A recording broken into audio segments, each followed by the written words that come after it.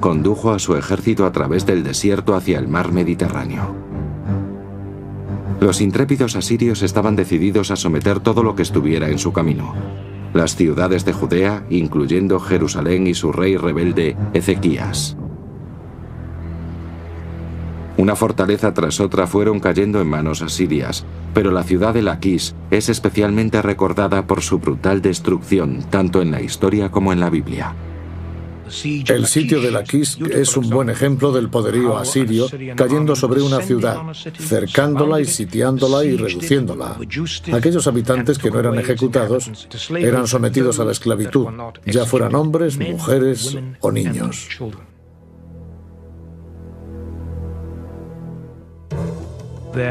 Sus métodos eran muy directos. La conquista era brutal, de desplazamiento rápido, sistemático y eficiente. En los bajorrelieves de los palacios asirios se pueden ver sus máquinas de asedio. Los soldados alzaban sus escudos para protegerse de las flechas arrojadas desde la muralla. Eran soldados profesionales, parte de la maquinaria. En la capital, Jerusalén, el rey Ezequías comprendió que el ataque asirio era inevitable. Ordenó excavar un acueducto subterráneo bajo la ciudad en un esfuerzo por mantener el suministro de agua si eran asediados. El plan de Ezequías funcionó. La Biblia nos relata que el Señor salvó a Jerusalén y el rey de Asiria tornó avergonzado a su tierra. La versión de Sennacherib sobre el conflicto está inscrita en un prisma de arcilla que fue hallado en Nínive. Coincide con el relato bíblico hasta en sus mínimos detalles, pero bajo una perspectiva totalmente diferente. En cuanto a Ezequías el judío, quien no se quiso postrar ante mí en su misión, sometí y conquisté 46 ciudades fuertemente amuralladas de su reino. El tremendo esplendor de mi dominio le abatió. Los sucesos se cuentan desde ángulos distintos, pero están en concordancia. Si dos personas relatan un mismo acontecimiento, sus versiones serán diferentes. En cuanto al relato de la invasión de Sennacherib, ambas partes cuentan el mismo acontecimiento histórico sin ninguna contradicción entre ellas. No hay contradicciones excepto una: el resultado. En la versión de Sennacherib, Ezequías es encerrado en Jerusalén como un pájaro en su jaula. En cambio, en la Biblia, el ejército asirio es detenido por las murallas de Jerusalén. Es quizá el ejemplo más antiguo de la tergiversación informativa. Pero la última palabra la tiene el Dios de los israelitas. Acabaré con los asirios en mi tierra, dice la Biblia, porque mediante la voz del Señor los asirios serán derrotados. Isaías capítulo 6. Y la Biblia nos cuenta que Dios destruyó Nínive y el trono de los grandes reyes asirios. Pero este no fue el primer exterminio. Mucho antes, el Todopoderoso había aniquilado una civilización entera. En la Biblia no se menciona ni una vez su nombre, pero se trataba de Sumer y del primer relato sobre una gran inundación. Es una de las historias más conocidas de la Biblia, la del Arca de Noé. Un Dios airado, una barca de madera y un diluvio. Es la historia de Noé y su familia huyendo en el arca rodeados de animales y sobreviviendo al castigo divino, mientras el resto de la humanidad sucumbe. Es un relato primitivo que remueve nuestros más ocultos temores y esperanzas. Una historia relatada en la Biblia, pero también en otro texto antiguo, un texto descubierto en las ruinas de Sumer.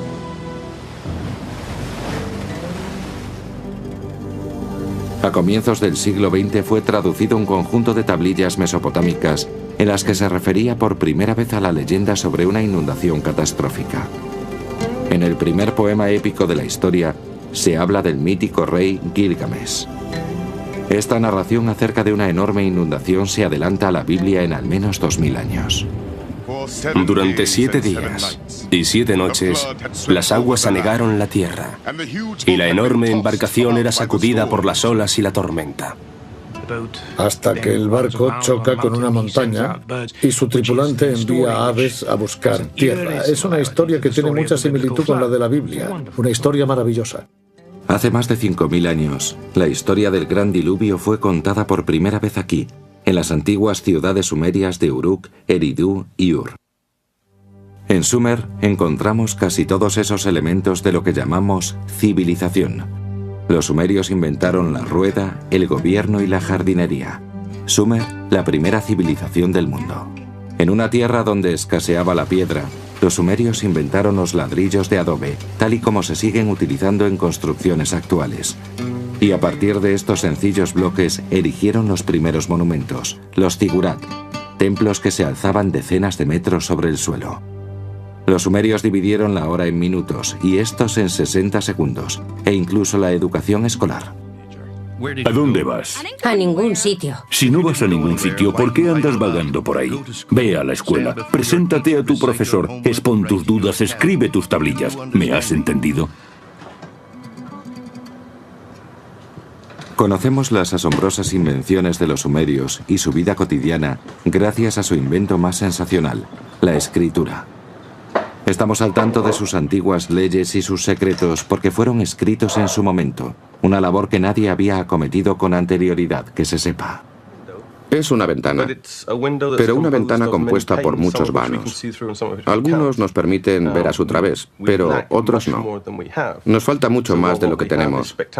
Y aunque lo que tenemos es importantísimo, debemos recordar que solo son fragmentos de la vida de personas que no vemos ni podremos ver nunca y que son fragmentos limitados por el espacio. Hace 5.000 años grabaron sus relatos en arcilla, permitiéndonos apreciar el mundo en los primeros pasos hacia la civilización. Como pueblo, los sumerios eran muy parecidos a nosotros. Les gustaba verse con amigos, beber cerveza y todas esas cosas. Hay varios conjuntos de poemas que narran la preparación de una muchacha para el encuentro con su amado. Cómo se lava, se viste y se arregla en espera de que llegue el muchacho. El centro de la civilización sumeria era la ciudad perdida de Ur, que se tenía por lugar de nacimiento de Abraham, el primero de los patriarcas bíblicos. Es el ejemplo de ciudad bíblica en términos arqueológicos, porque fue objeto de una de las excavaciones más famosas de los años 20 y 30 del pasado siglo, lo cual estuvo a cargo del notable arqueólogo británico Leonard Bully. Un arqueólogo británico ha definido la arqueología como la ciencia de la basura, y eso es muy cierto. Pero hay arqueólogos que saben dar vida a las piedras, a los huesos, a los ladrillos y a la cerámica. Y entre ellos estaba Leonard Bully. Cuando guiaba a los visitantes entre las calles de la antigua ciudad, donde se veían los cimientos de las casas, les hacía imaginar la forma de vida de sus habitantes, cómo serían sus hogares, sus muebles. Y Ur, en manos de Bully, volvía a la vida.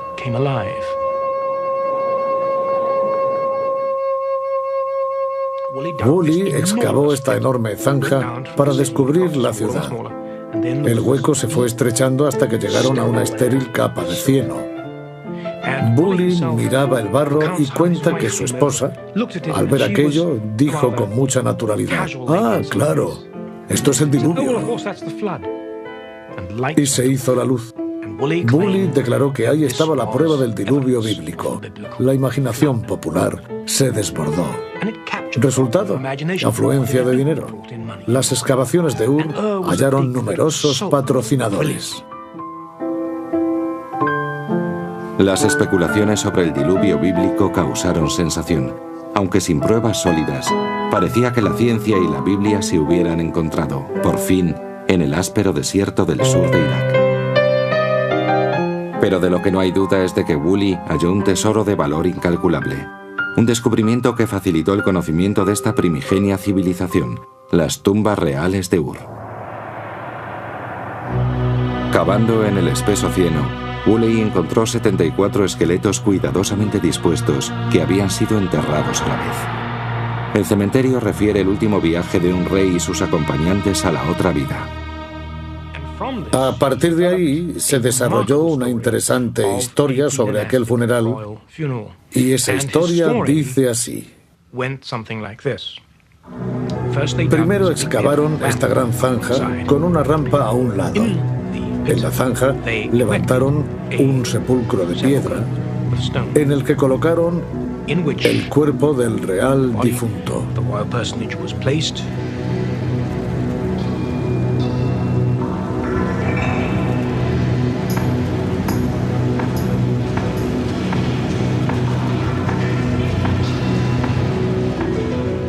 Después desfiló por la zanja toda la corte.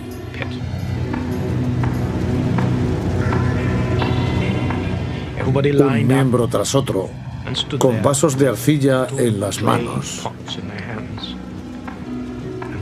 A una señal, todos bebieron veneno.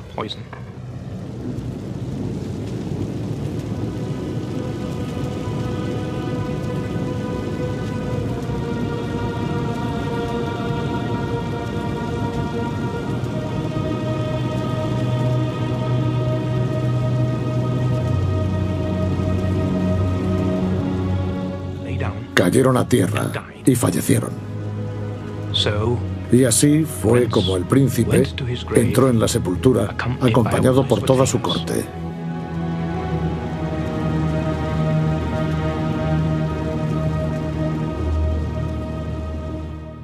Este es uno de los ritos funerarios que describe la arqueología de las antiguas civilizaciones.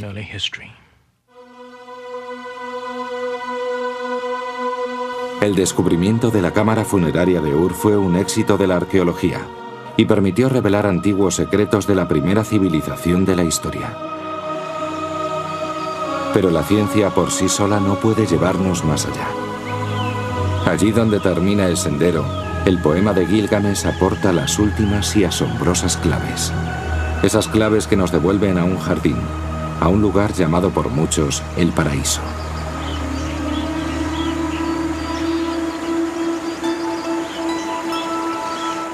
El jardín del Edén.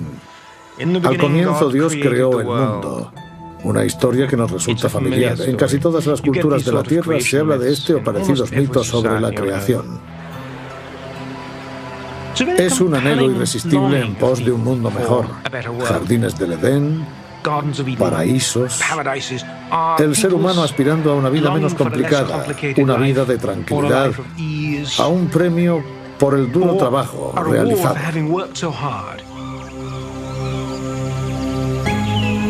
En el poema sumerio de Gilgamesh, el paraíso recibe el nombre de Dilmun. Es un lugar más allá de la tierra habitada por el hombre. Así figura en el mito sumerio del diluvio, ya que allí va a vivir el único superviviente. Y hay otros mitos que hablan de Dilmun como el lugar en que todo es perfecto. Dilmun figura en la leyenda mesopotámica como una especie de jardín del Edén, un paraíso, un lugar frondoso con agua abundante y fresco viento. Es un lugar de ensueño, una tierra de perfección. Pero también es el hogar de una serpiente. En la antigua epopeya, la serpiente roba la flor que confiere la inmortalidad. Y así, igual que Adán, Gilgamesh debe abandonar el jardín y morir. La idea del paraíso es al parecer universal. ¿Pero en qué se basa? ¿Ha existido realmente un lugar así? Las claves indican una ubicación lejana, pero real. A 650 kilómetros al sur de la antigua ciudad sumeria de Ur, se encuentra la isla de Bahrein, una encrucijada de las rutas comerciales que atravesaban los áridos desiertos y los lagos de sal de Mesopotamia. Hoy Bahrein no tiene el aspecto de un paraíso, pero tuvo su época de esplendor, con abundante agua y vegetación. La vida era exultante en esta isla. Hace mucho, mucho tiempo, aquí se hallaba Dilmun, pero ¿fue en realidad un paraíso? En comparación con el desierto circundante, debió parecerlo en efecto. Aquí había tanta agua que lo que ahora es una isla desierta era un jardín exuberante con frutos por doquier. Y al parecer la vida de sus habitantes era una auténtica bendición. Más de 85.000 túmulos funerarios salpican este paisaje, probablemente la mayor cantidad de tumbas del mundo antiguo. Estos huesos nos hablan de personas de mayor estatura y más saludables, y también más longevas que en ningún otro punto de la región. Y en los túmulos funerarios hay otra clave más sorprendente aún. Restos de serpientes, embalsamadas según un ritual perdido hace más de 4.000 años. Aquí en Bahrein encontramos a la serpiente, así como la encontramos en el poema de Gilgamesh, y así como aparece en la Biblia.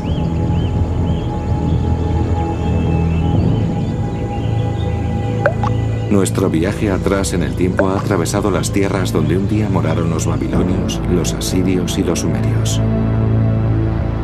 ¿Sería posible aventurarnos más atrás aún, hasta la tierra donde se oculten las auténticas huellas de Adán?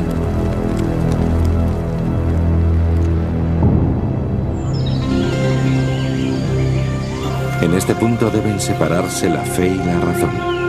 Ahora sabemos que hubo una vez una isla del Edén en Mesopotamia. Podemos elegir y creer que era el paraíso.